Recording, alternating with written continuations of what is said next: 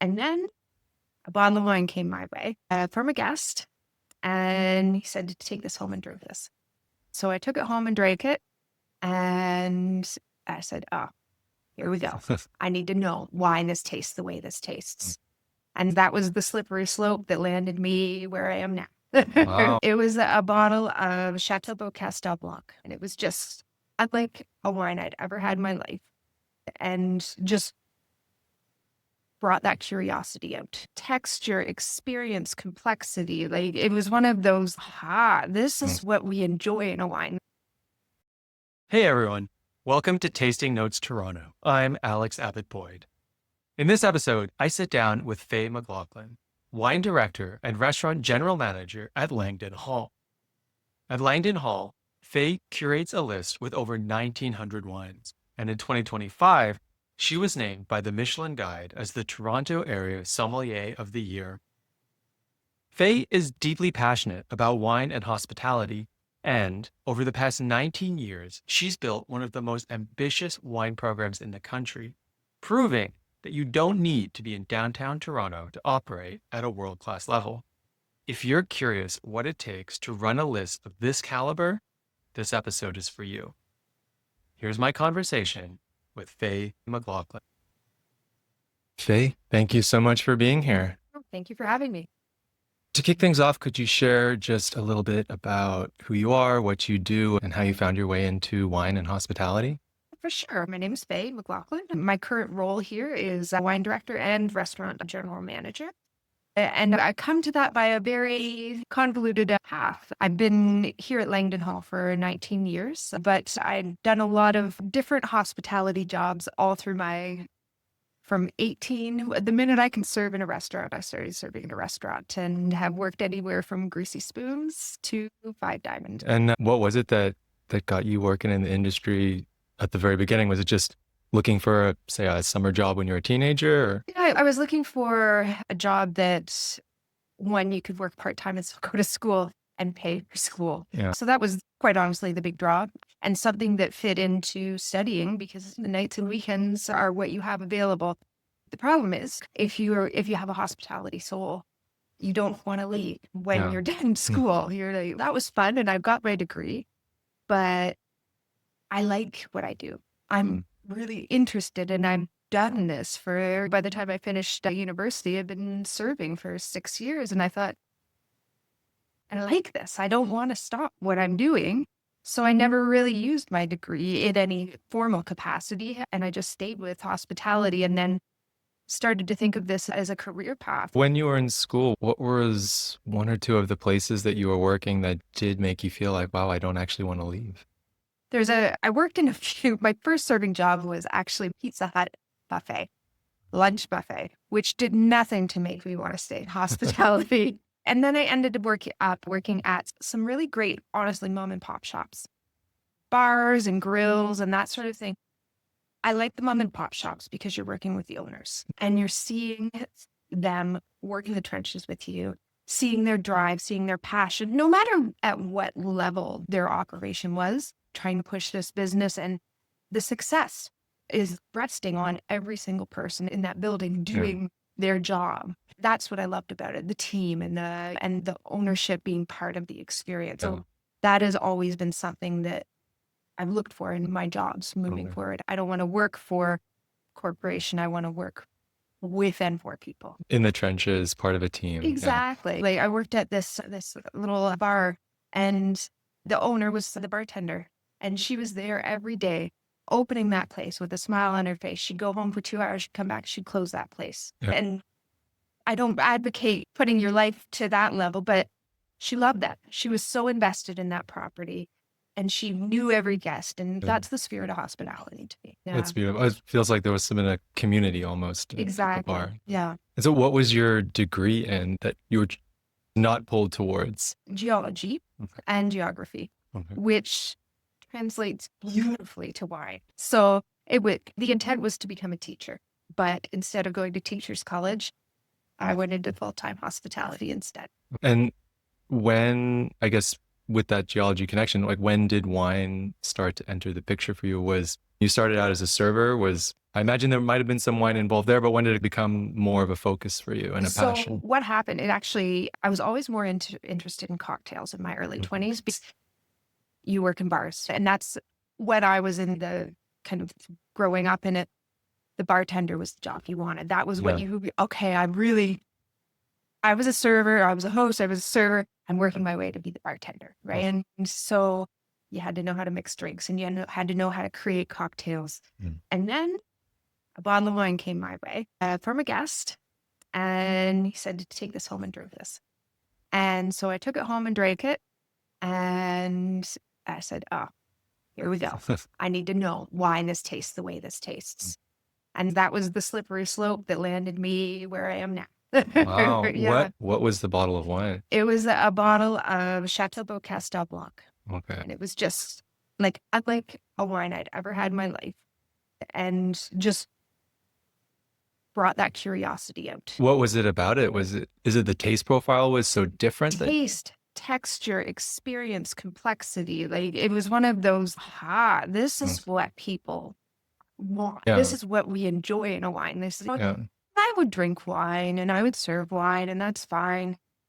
But to have that, why does it taste like this? What is giving it? Why am I having all these sensations? That was an aha. Okay. Yeah. Why do you think the guest gave you that bottle of wine?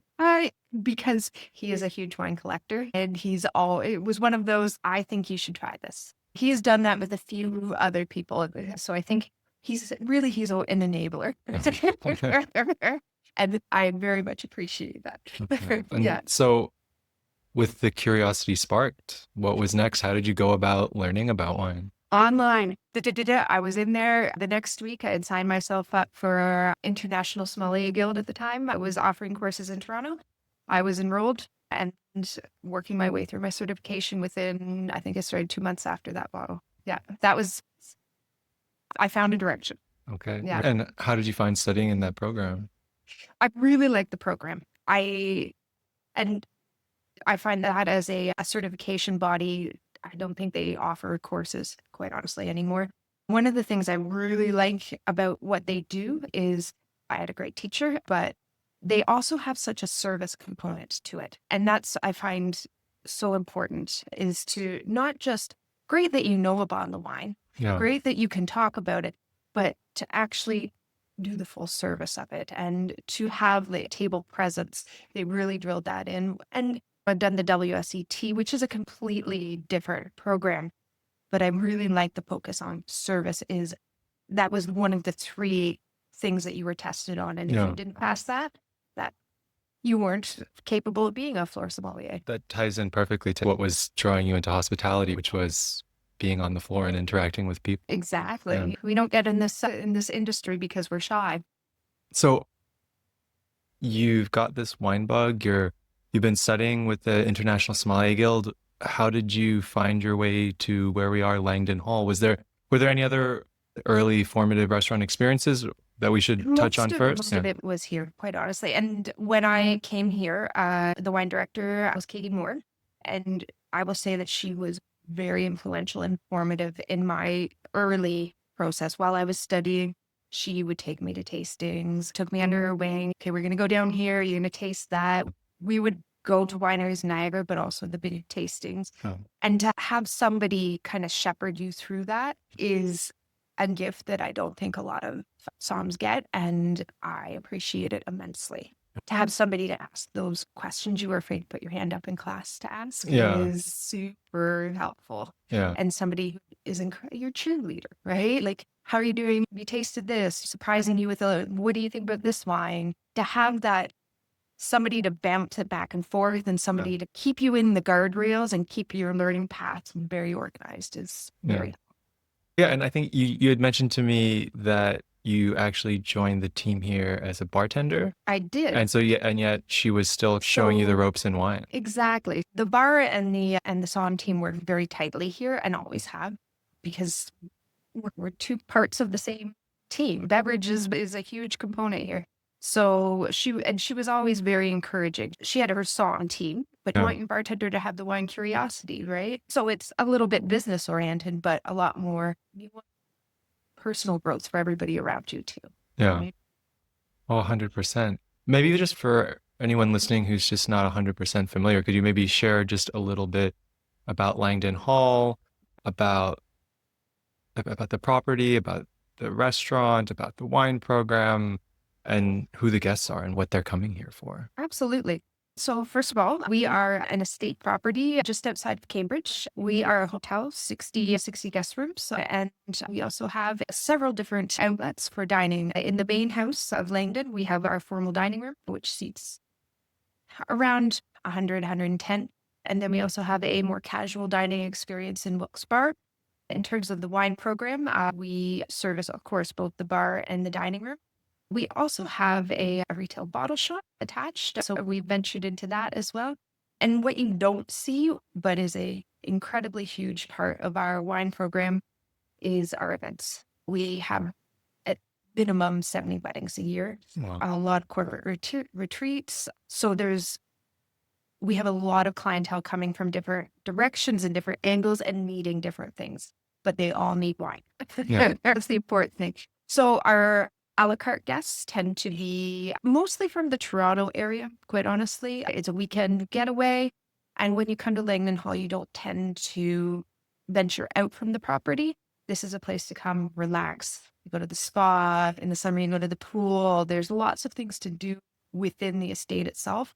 So it's more of a getaway where you park your car and don't see it until you're ready to go home. And it's a beautiful, relaxing experience. Corporate groups, a little bit different. They come, they have all their meetings here, their dinners and such throughout the week. We do a lot of corporate events, weddings, a whole different area, a whole different experience. So it's a juggling of all of that. And then our bar area tends to be more local, drop-in dining.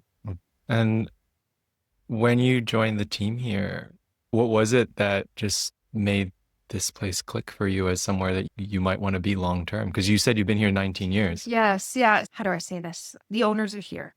The owners know our names. The owners are interacting with us. We are all we've grown, even in the 19 years, we've grown immensely, but it still has the care and the feel. I don't like to say family when you're talking about a workplace because we're not family, but we are definitely a very close-knit team from all levels. And is it common that people have been here for extended periods of time? Because I had Jeremiah Thomas on the podcast, and he mentioned when he joined, so many of the somms and servers were veterans. Yes. Yeah. Now, I will say that COVID did some clearing of the house, as it did with every hospitality place in the world, I'm assuming. But we still have a lot of long-term employees. There's people that work on our sales team that I think one of them has the second punch-in number that has ever existed at Langdon Hall. Wow. There's a lot of very long-term employees here.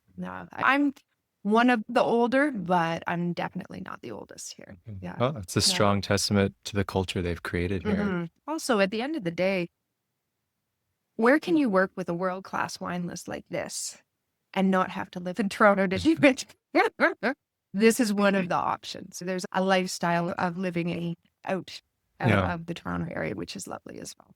Yeah. Yep. I guess you mentioned that wine list. Could you share just a little bit more about your wine program? I'd be curious, how many bottles do you have? And then you broke out into the different kind of groups, whether it's a la carte people, weddings, corporate. I'd just be fascinated to know what kind of wine that each category is needing. Yeah. So it's really interesting. We have a few different wine lists on the go. Of course, we have our full large wine list that's available in the dining room and the bar area. And if you're staying here, of course, you have access to that. And that tends to have, I think we have about 1,900 labels on that. I remember from the last count where we are landing in bottles, but it's an alarming. We have 2 cellars here to house all of our inventory. Our events list is a completely separate list. You can have a little bit of crossover. The problem with running a events list is consistency in supply. So you have to have a wine that you can guarantee for a wedding in 3 months, they will have their product. So it's a little bit of a different philosophy on structure, consistency. And then when you're hosting a wedding for 100 people, you're not looking for that really unique on wine. No. You want something that Aunt Mabel and something that, your teenage best friend can all enjoy. So you're looking for classic expressions of the best known grapes. I hate to use the word crowd pleasing, but that's where you're landing there. What are some of them? And also, has that changed recently? Like, for instance, has bringing in a Niagara wine into that wedding list become more acceptable in the last few years? I always have Niagara options. I think that if you're running a wine list in Ontario, you absolutely need to have that. So Ontario features heavily in all our lists.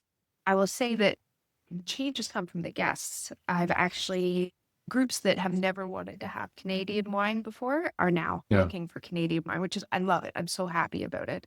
But that's been a change in the last year or so.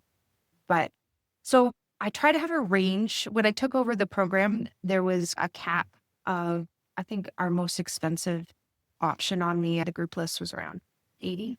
It's now up to about $200. I want to have a wine on that list or whatever your budget is, whatever your occasion is.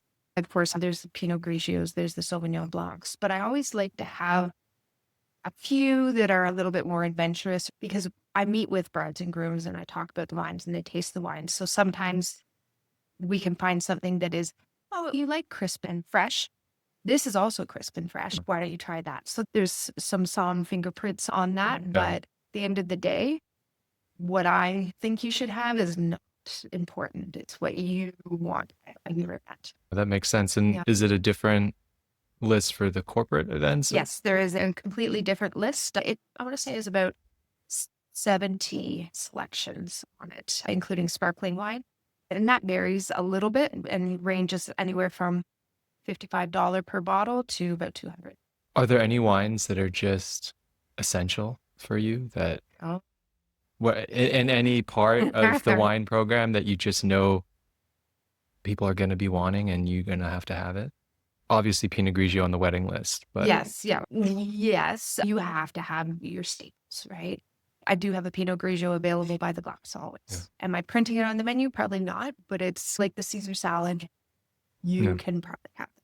But in terms of staples, I would say staples are more of a by the glass, and you have to have a mix of classics and interesting in your by the glass, right? So you're going to have a Cabernet on there, you're going to have a Pinot Noir on there, but you might throw something else in. If you're feeling a little adventurous, this will have the flavor profile. Try that. Yeah. So it's really, there's not one specific style, but it's just, you have to, it's almost like painting, right? You need enough of a color palette to be able to fill in for all your guests because we have champagne on, of course, by the glass, but we sell a lot of champagne by the bottle as well. And that's amazing. Is it mostly the big brands? Is there a grower champagne? Is it a mix? It's a mix. I find the by the glass, you need to stick with a well-known label. I tried to go grower for a little bit and my sales dropped, which is fine. But what I do is I always have a champagne on one of our tasting menu pairings,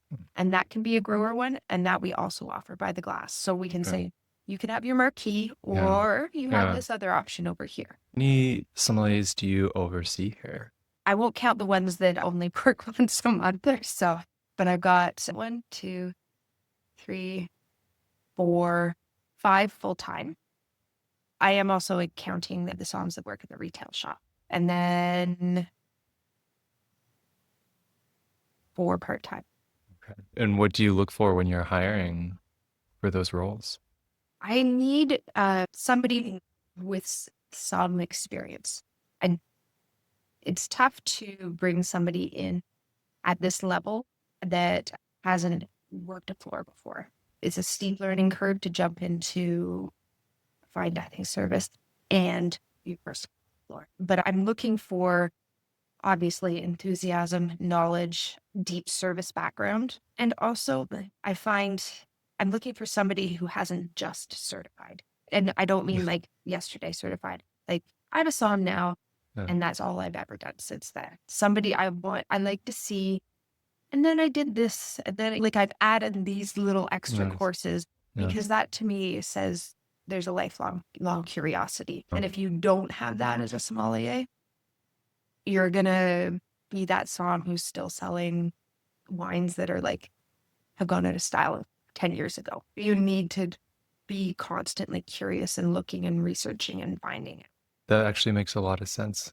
It's the same when I'm hiring for servers. I like to see extracurriculars. I like to see that enthusiasm and that drive in some form. And in Somms, I look for it in did you take a weird grapes of Portugal course?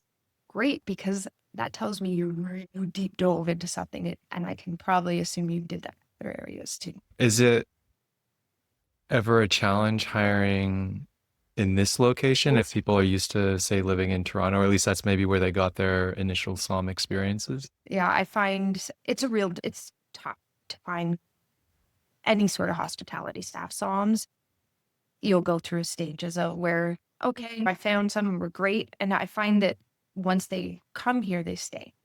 But if you have to replace one, it's a tough one to replace.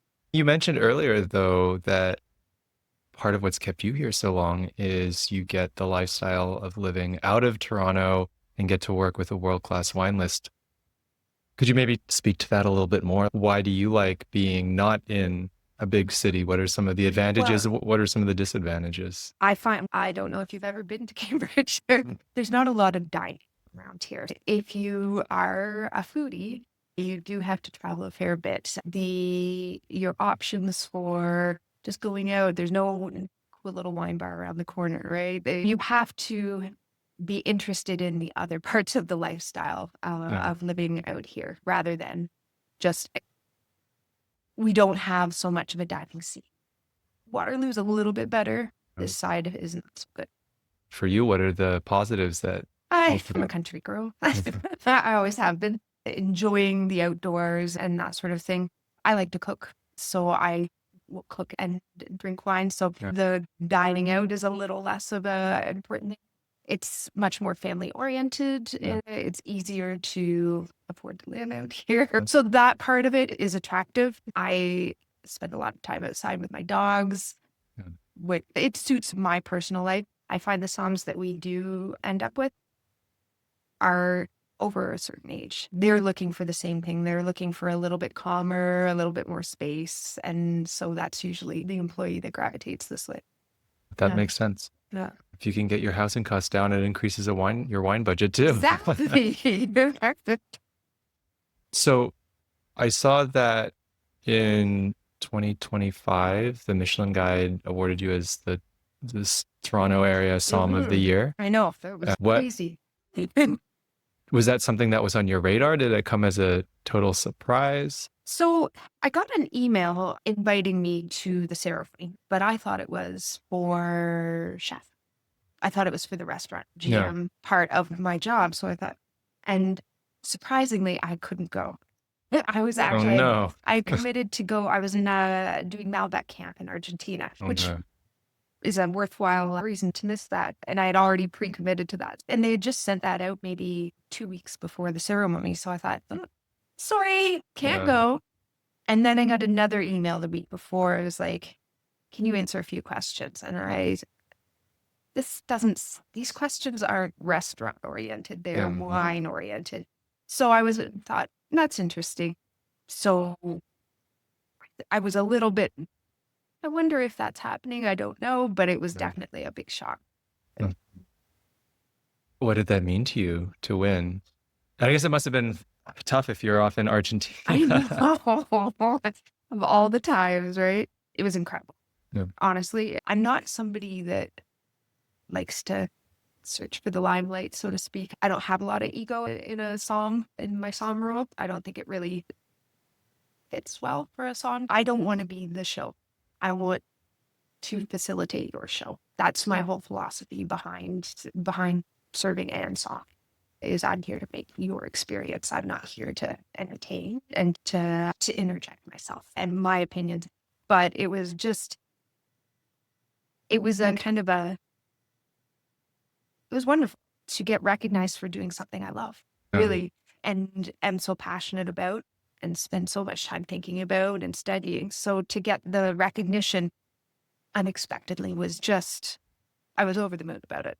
Congratulations again. Yeah, thank you. Yeah. Do you think there's like a couple factors of your wine program and your approach that maybe helped you stand out and would have caught their attention?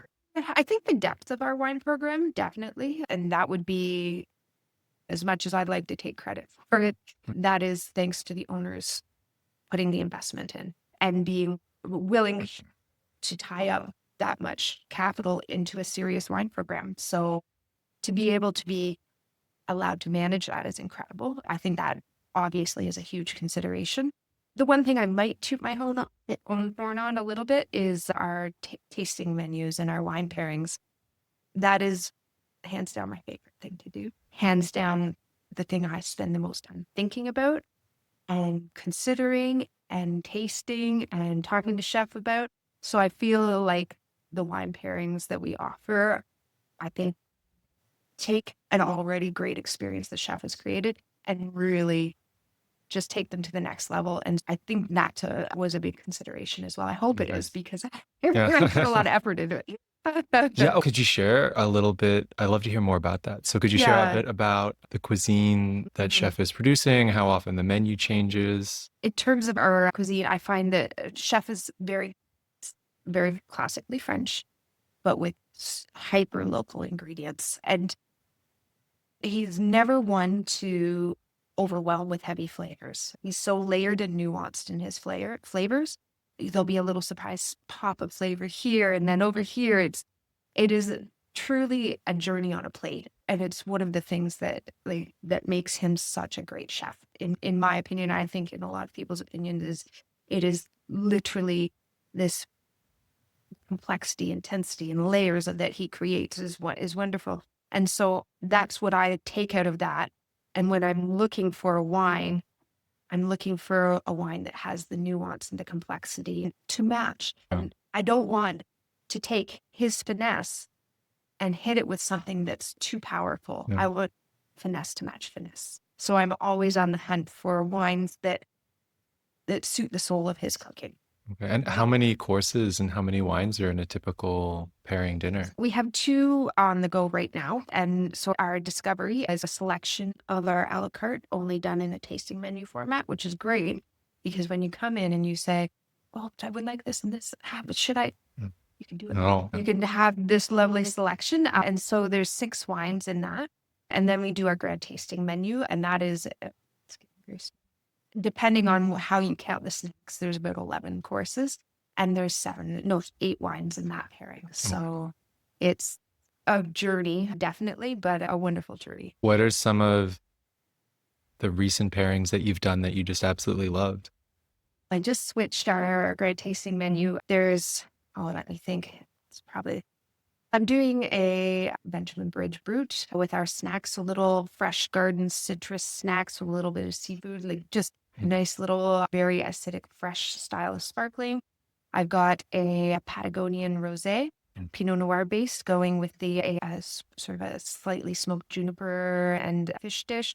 I'm looking for those same flavors to pop the other flavors, if that makes sense. Yeah. Were there any dishes that were really hard to find a pairing and then you found one and it was just like an aha moment? Oh, yeah. And what I struggle with the most is desserts. Only because there's not as many for wines in the world that we have access to that you can pair well with. So it's a really, especially if they say next week, we're going to switch to this. And I'm like, well, but I don't have anything in the cellar to go with that. We're running around and trying to find something that'll work. So that's more of a struggle when you're like, I know that there's a wine out there that would work, but how do I get my hands on it? That is the question. So sometimes you're constrained with the supply. So obviously we have a lot of ice wine. Tokai and Sauternes are fairly available. Port would be available. Like, what do you wish that you had access to that you know don't? What it is, and sometimes it's just me being. I want my philosophy on a tasting menu is quite often I want you to have an experience that you would never run into yourself. We've all had Sauternes, we've all had Port. So I'm looking for something that's, I didn't even know this. Oh, I like that. Oh, a surprise. And I always want to find an unusual but good pairing. What about sweet Riesling? Absolutely, yeah. But then, what if chef has already thrown in a foie gras for you, right? So it's also considering how you work through the tasting menu, where that wine lands, right? Because it has to be a progression as Yeah. well, right? It doesn't, one pairing doesn't exist alone. It Yeah. exists in a flow. That makes sense. Could you share your favorite pairing you've done? Is there a favorite pairing of all time? It was completely by accident. And it was a chef had done this. It was almost like a feta, like a goat cheese, a hard goat cheese. And it was marinated in a tomato consomme almost, but marinated for a very long time. So it was super acidic, super tart. But where it was in the structure or in the flow of the tasting menu, it called for a red wine, right? So I was like, what am I going to do here? This is not my winner. I ended up doing a Chianti Classico and it was beautiful, but it was one of those, my first inclination would be white. Yeah. Luckily, chef is very good at adjusting. If I say, you know what, for the flow of a tasting menu, it would be better if I could put this dish up here because the way the wines are, and he's so easy to work with. I'm very blessed on that. But just the way that menu went, we couldn't change it. And so it was a very happy accident that I landed on that. And that was it was a people's choice pairing for sure. Okay. Oh, that's awesome. Yeah. I would never have thought to put a Chianti with that dish, but exactly. But it makes sense. That tart, fresh Sangiovese in there. Yeah, works. yeah, awesome. Maybe we were just touching on this. You can tell me, but I'd love to know what you love most about your job here. Lots of things, but no 2 days are the same. And that's, I think everybody in hospitality has a little bit of we need a lot of things coming at us from all angles, right? Because that's how we developed, right? We're always putting out fires or we're 3 steps behind constantly. So that feel of, if we came in and did the same thing every day, we'd all be bored. So to come in and today we're actually going to do it. We're going to have a pool park down there and we've had synchronized swimmers down there, right? So all of a sudden, that's what I'm doing today. Or tonight, we're doing a game dinner in the private dining room with wine pairings, and it's a completely different experience there. Tomorrow, we might be doing a lunch in the orchard room where they don't want to do wine pairings, but they want wine stations. Everything's so different at all times, but you still have to provide the hospitality and the level of service. So I enjoy that a lot. So like constant, I guess, learning, stimulation, growth. Yes. Yeah. And one of the best things about this job is I get to create some of those events. So they can be some of my ideas, right? So I get to plan and execute and go, did that work? Great. Should we tweak it? Should we scrap it for them? So that's one of the reasons this place is so wonderful, is that they allow us to run with things like that. It's just, I'm reminded of what you said when you're looking for a somm as someone who has not just got a certification and then got comfortable, because it sounds like a slight amount of discomfort, you could say, or excitement is just a part of this. I think so. We never do our best services, but I think everybody can agree where you make your mistakes is when it's an easy night. It's when you're running on top and you've got all cylinders firing and you're on it. That's when you're riding that service wave. Whereas if you're you're not performing your ballet like you should. And that's why I think the constant stimulation to curiosity is important. Yeah. For sure. I guess you mentioned earlier that you went to Malbec camp. I always love, some of my best travel experiences have been traveling for wine, or wine was a key part of it. So I'd love to hear about that experience, or how important you think it is for somms to actually travel to wine regions. And it's not a disqualifier for a good somm. There are people that don't have the opportunity. So I don't want to come across as if you can't travel, you're not a somm, because you are, but you lack the context if you can't place it within your experiences. So if you can do it, it is so important to do. And if you come home with a completely different understanding, like before I went to Argentina, I knew that they used run for the water. I had no idea how important it was and how that was, like how they even managed that water system there. So all of a sudden it went from like a footnote in the textbook that I read to no, that is crucial to that wine region. Even those little nuggets give you such a broader understanding. And what you read in a textbook, and then you'll go there and it's, oh, but maybe not. Okay, there is some discrepancy and my experience is this, right? So now I have this point of view on top of it. And just it's the storytelling too. If I came to your table, I was like, I was at the winery and I met the winemaker and they named it after their kid, or it's this young couple that's just starting out and they're super passionate. I've experienced it and I'm sharing my joy of that experience at the table. The storytelling is very important, a part of the travel experience too. What have been some of your favorite trips? A lot. I did a great trip to Etna. Opened my eyes to the contrada system and you read about it a little bit, but then you get there and you're like, oh, I see it. I see, okay. When you spend a little bit of time hiking on that on Etna, and then you feel that sun and you see the volcano. And so that was an incredible trip. And just how they're pushing their region forward was great. So I have two questions on Etna. One, I love the wines and I would love to go there, but I also know that volcano erupts like 200 times a year. Is it scary being in Etna? I don't know. It didn't bother me that much. It's an interesting, like I guess people that just live on the side of the volcano, that's the way it is, because we were sitting out on this tasting patio at this estate and the mountain was actually rumbling while we're there and she's spewing out smoke. And the lady who was leading the tasting said, Mama, you're talking today. And I loved it. I just loved it. So that's just their experience, right? A little bit of the worry part of you going, you're sleeping on a volcano. It's your comfort. I would highly recommend it. I feel like that non-active ones are the ones you need to worry.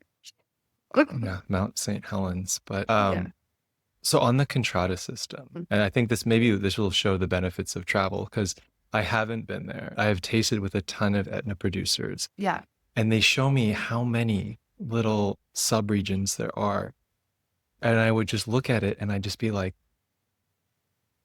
you're already a niche wine. Maybe my thoughts as someone who hasn't been there is do the north side, the east side, and the south side of the volcano because there's obviously a hugely different aspect. Keep it simple for the consumer. But then I hadn't been there. So I'd love to know, what is it actually like when you're there? Is you're like, oh, these 40 regions within the volcano are actually totally different? It is so complex from any angle that you think of. But I think the real key to that is just the soil diversity. You can't say that north is north and south is south because you just said it erupts so much. There's fresh lava, there's fresh ground. So you have this huge intricacy of soil types that will give such a different flavor, even if they were all on the same angle, facing the same with the same amount of water. They're probably overcomplicating it out of the start. But I feel to me that makes more sense than saying, you know what, we'll build up the region more after the fact. No, we believe that this is different and we're selling it as a very complex and unique and fragmented region because we believe in it. I feel like the consumers would probably jump on that more than saying north, south, east, west. And you know what, 10 years from now, you're going to have to learn about this and this too. That makes a lot of sense. And I think it is absolutely deserving of the divisions, right? If you were saying like half of this and half of that, and I can't taste the difference, but if I can see visually and taste the difference, you won my heart on that one for sure. Yeah. Last question on Etna. The other thing that has held me back from adding one to my portfolio is as it gets more specific into all these different contradas, I don't remember exactly, but I would be having to bring in wines and sell them for $70, $80. And I just wondered, are people willing to pay that for Etna Rosso now? I'm finding so. I think that at the day of the quality's in the bottle. I'm not saying that you're probably coming off the street and going, oh, where's the Etna section in here? Yeah. But if you have that guest that you have a relationship with and they like a style of wine and the quality I know is in the bottle, I absolutely will recommend. So you know what? Tonight is the day I think you should try this. And I always say to my guests I say, if you don't like it, you tell me you don't like it, we'll find you the bottle. and I get to take this bottle home with me. There's no pressure to this. We can find another use for this. And the bottle backs me up. The bottle has the quality in it. And I'm always happy to do the hand sell of that. But on a retail or on a portfolio, it's maybe a bit tougher unless you have somebody to sell it. So right now it's a som sell wine for sure. So you just mentioned something really interesting, which was when you recommend a bottle, you de-risk it for the guest. Yeah. That can potentially be an expensive thing to do for a place. Do you think how often? I don't do that often. Yeah. Is it only certain guests? I do that with people I have a relationship with. Okay. I do that with people that I know are curious. I do that with people that I know their palate and that I feel like I'm going to nail. And I think probably out of the last 20 times I've done it, I don't think I've had a bottle return. I don't think that's how nobody said, yeah, this isn't for me for at least 3 years. Yeah, I was going to say, it's potentially an expensive way to go about it. But I feel like if you do have those relationships, it can actually just be a great way to be more hospitable, increase the hospitality. Exactly. And also just, I'm sharing that curiosity with you, right? And you're like, oh, they take us on an adventure today, but we trust because the last 5 times she's brought us a bottle that we really liked. We talked about it, she knows, and you've got to build up that relationship. But once you have that relationship, you have a door open for a very curious, fun experience for your guest. That's wonderful. Yeah. Back to the travel, we got sidetracked on Etna. Were there any other places you've been that were especially meaningful and eye-opening from a wine perspective? They're all wonderful. First of all, I love wine travel, but there's regions where you're like, okay, I expected that, and this is great. I did Croatia a few years ago, which was an absolutely wonderful and eye-opening trip. Definitely, because you're going to a region that you don't have a lot of understanding of, right? Yeah. Like we had, when I went, 0 Croatian wine on our list. And it's also a wine region that's trying to catapult itself into the international market, right? From being a country that can't sell their wine due to politics to now a country that's like, we're joining the EU and we have these wine regions and we have all of this wealth of grapes that you've never heard of. And we have the right ingredients for a world-class wine region. We're just a little bit behind on it, but catching up, and come try out. The trip you organized yourself, or was it part of? It was with a wine agency, and it was just not a ton of people on it, but just to tour. And we went north to south all the way down, and just ran into grapes I'd never heard of. I came back from that because my knowledge was so little, with so much knowledge because of it. Whereas if you send me to Chianti Classico, which I've done and was a great trip, I already had this much knowledge. So I moved the needle, but I didn't take it from there to there. Yeah. So touring really oddball regions are really cool. I did a trip to Franciacorta, same thing. Like I thought, am I going to enjoy sparkling wine region for 5 days? Yeah. Yes, I did. I absolutely did. It was incredible. Okay. What was it about Franciacorta? So it was literally just experiencing that region, and we tasted 3 different wineries a day, and what are they doing here? What are they doing there? And just seeing they're all small producers there, right? It's a very small wine region. So it was really just interesting to see sparkling wine production and how they were doing it. And they took us through a museum and the back history of how they developed. Super, super fun. Okay. Yeah, geeky fun. And do you now have more Franciacorta and Croatian wine on the list? Yes. Well, when I started doing my trips, I developed a program called Suitcase Wines. So it's, hey, I brought this back. You got to try it. I want to share my love of what I ran into. So these are the suitcase wines that I brought back and I want to feature. So Croatia's gone from 0 to quite a few selections. Franciacorta, we've added a few.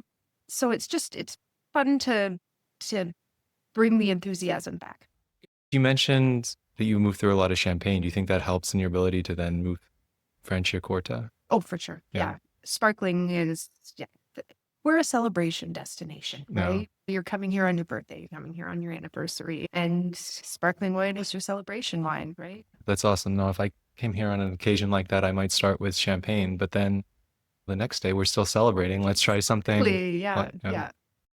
How has your personal taste in wine evolved? I find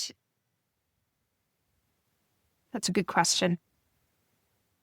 I think everybody progresses in their early drinking from like those fruity sweeties, and then you get into the little more austere styles of wine. I don't like big bold reds. And I can appreciate their style. It's just not a wine that I sit down with. And I like wine with its alcohol and extraction level a little more in balance. I don't, I always think about wine like a volume on a speaker. I don't want music too loud. I don't want my wine too loud. I want, again, right back to chef and the nuances and the layers. I want the complexity, but I don't want it screaming at full volume. So I tend to lean to lighter reds, whites with less oak, higher acidity, a little bit cool climate. Then there'll be the oddball where I'm like, this is also amazing over here. And I can appreciate wine that's made with intention and passion in all styles, I think. Yeah. What would be maybe 2 or 3 of your favorite like Oh, regions or well, I am a styles? sucker for Vouvray. Okay. Yeah. I Sweet. dry on the drier side, but you know what? You could talk me into an off dry immersion, Mm-hmm. but just I think it's such a versatile wine when you're just wanting a little glass. It works with food. You can have it on its own.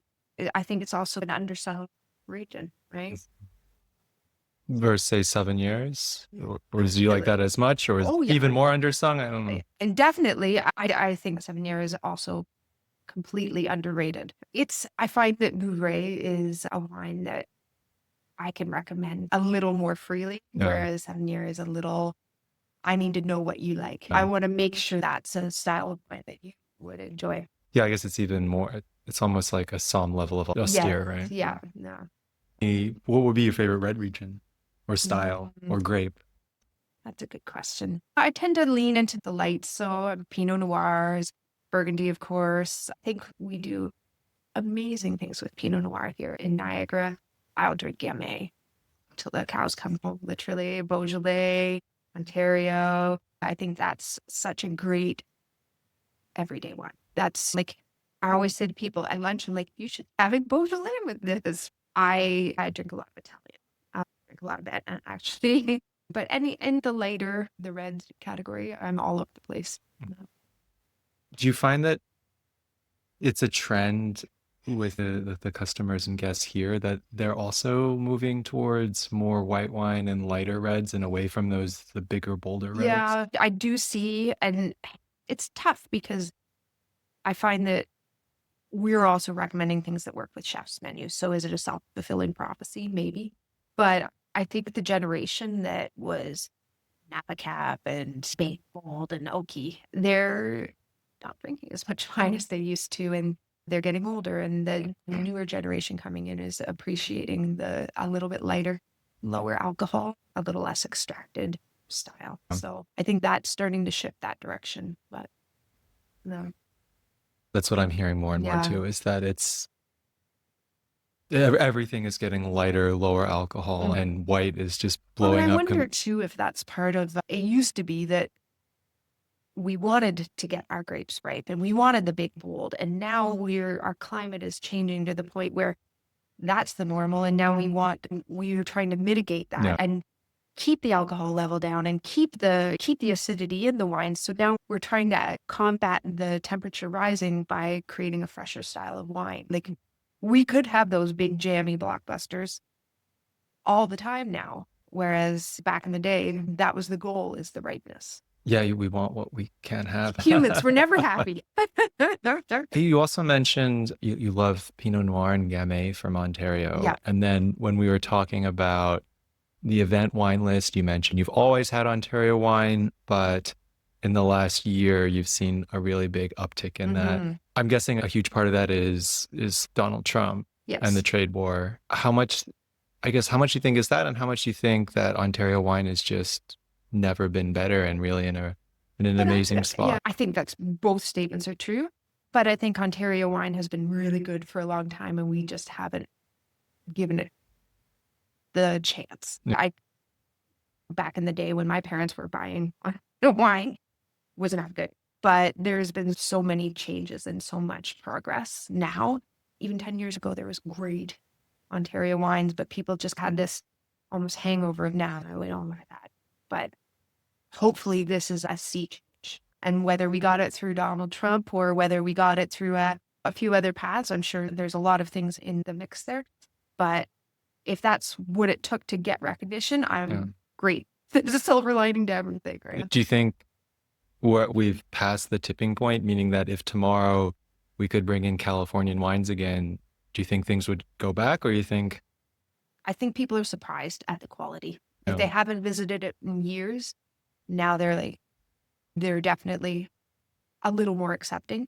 I think that the other regions have benefited more than Ontario. Regions that can produce a bigger red have definitely, I've taken some market share. And a habit is a habit. If you've run into a wine that you like, there's habitual drinkers that want the same. And if you've lost them, they're hard to get back. So I'll be very interested to see how and when this all turns around and we get American wine back. There's always going to be people who go back. I don't think it'll be a mass migration. I'm conflicted. I love, even though I don't rep Ontario wine, I just love that people are giving it more love and the local support. But I launched my agency with Oregon Pinot. Yeah. I would love to be able to sell my Oregon Pinot. Those producers send me emails about how they're out on the street protesting. I know. It's frustrating because we know we're hurting those people. Yeah. And I think of all the winemakers and winery owners that I've met on my travels, and I think you're not the problem. I would love to support you still, and when the time comes, we'll all be back together. But I think that we're diversifying, right? Which is probably a good thing. How do you keep wine fun? And I bring that up because if it's something you do all day as a job, and so it could so easily become, oh, this is a job and not something joyful and fun. First of all, you got to surround yourself with a good team. That helps. And just, I don't like to be too serious about it. I like, like yesterday in pre-shift, I was describing old vines to my floor staff, and I'm like, I try to make the chats about it fun and interesting and not too, how do I want to say it? You got to keep the fun and the joy of the discovery into it, right? Don't get too much in your head. Think about what got you into it in the first place, right? I'll literally be like, if I taste with a supplier, I'll be making notes and I'm like, now I'm going to research this. What did they do here? Oh, I forgot that about that. Great. Okay, that makes sense. There's never going to know everything. So as long as you're a curious human, there is no room to get bored. Yeah. That's one of my favorite things about wine, is because I'm very curious and I know I will never even know 10% of everything that I can learn. Exactly. And then somebody over there is going to do that. And now you're going to have to go down that rabbit hole to find that out. 100%. Yeah. So it's kind of part driven from internal enthusiasm working with the team, but then externally, there's no end to the knowledge. No. A younger somm who was, say, earlier in their career asked you, what do you think are the most important things that they focus on, say, in their 20s, and then maybe they're into their 30s, what advice would you have? That's a good question. First of all, make sure to keep studying. Don't rest on your laurels. But one of the things I think is missing in so many, including the ISG courses, all of the glamour of being a somm is wonderful. The talking to guests, love it. That's great. We all love that part of the job. But what we should all have a better understanding and a little bit more education in is the boring, horrible back end of it, the invoicing, the inventory, and the pricing structure, and how to actually run a program. Right? That's a floor song will never progress into a management role until they get that part. So master Excel, it's horrible, but if you have that mastered, that's great. And that helps you a lot. Like, what inventory systems are out there, and know some of that. Unfortunately, there is some just plain old business part of it. And there's a lot of great songs that are missing that part. And that, to me, will set you up for a career success. Okay. It's not glamorous, but unfortunately, it's essential. No. And would you even say then, if it's not directly a part of your day-to-day in your first job, like literally asking, can I get involved in this? Can you teach me this? Yeah. Finding somebody who is a little bit of a mentor would be super helpful. Even I got an email from a lady that I taught a WSET course, and she's taking over a wine program. She said, "Can you just look over this with me?" So I've got a call with her. Having somebody that you can even just reach out and touch point with and say, "I don't understand this, right? But I don't want to ask my employer. Can you help Yeah. me with that?" Is really useful. And I think there's, from when I started, and there's a lot more potential for finding mentors. Yeah. Do you have any advice for that when you say, First of all, are you working in a restaurant that has a som? Because at the end of the day, I always tell the staff here, I'm like, listen, we're geeky. We love to talk about wine. In fact, we go home and people don't want to hear about it. So the more you ask us, the more enthusiastic we're going to get about it. There are a lot of people who love to talk about wine all the time. You just have to find that person at your work and talk to them. Or, you know what? There's little wine bars. Who's running that wine bar? Belly up to that bar and have a chat. Like, it, learning happens in so many different ways, but those sort of informal chats give you more information than you could even understand. No, no, 100%. Sometimes you don't even know what the question you should ask is, right? exactly. But the conversation will go off in this path, and you're like, what I learned, and it's a give and take. I always find that if you run into somebody who can explain something really well and really simply, you've got somebody who is going to give you some really good information. 100%. Is there anything else you'd like to add? I think so. What would I add? Other than like, in terms of a career path, I think it's a great one. I think that more people should consider hospitality than they do right now. I think we are improving, but I think a lot of people still in this country and maybe in North America don't consider this a career, which it is. It absolutely is. And there are places that you can make it a career. And if you are interested, find those places. I think we touched on this before we started, but it also feels a little bit like the industry is under assault. The government is telling people not to drink, whether or not that's based on good science or not. People are drinking less. Younger generations aren't drinking as much as before. Wine is so expensive now. You think even with all of those challenges, it's still a great career to I get think into. so. And then I would counter that point with what's going on right now, in that we're in the hospitality industry staring down a labor shortage, a huge one with the internationals. And I'm not being political at all, with the international student caps. That's where we got a lot of our hospitality workers. We are about to hit a hiring problem. It is a career that pays well. The hours are not particularly not normal. They're not, you're never going to do a 9 to 5, but it's a career that's going to need a lot of people, and there's people to go into it. So I think there's a huge potential. Thank you so much for your time. Yeah. Thank you very much. Thank you so much for listening. If you've been enjoying these episodes, please give us a quick rating or review on Apple and Spotify. It will only take a few seconds, and honestly, it helps a lot more than you'd think. Until next time, cheers.